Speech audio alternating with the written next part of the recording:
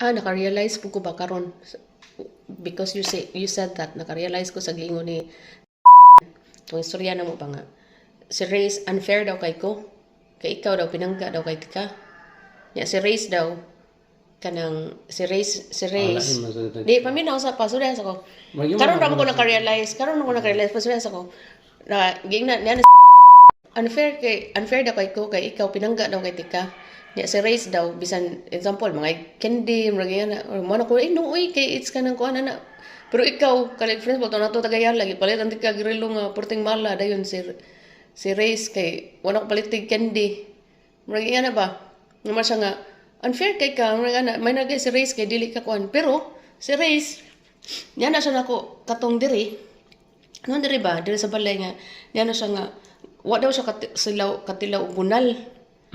Wa pa siya katilaw og bunal, ganahan siya mo try og bunal. Wa pa siya ka-try og bunal. Kanang niya na siya. Ngano ko nung reason ko nung wa siya ka-try og bunal is because he is the favorite son.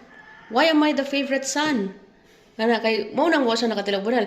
And karon ko naka-realize nga actually dili day ko unfair. I am giving each of my children what they need at the moment and what they kanang kuan. So, si Race, di man siya kinanglan karon og kanang mga very expensive things. Di man siya mga yuan na. Kung bisan palitan pa na nako sa dihag something mahal kayo, di na siya makaingon nga, ay, pinangga jud kay ko, kay gipalitan ko nino. Actually, lain ang iyahang gusto. Ang iyahang love language sa pagkakaroon, kay bata pa man siya.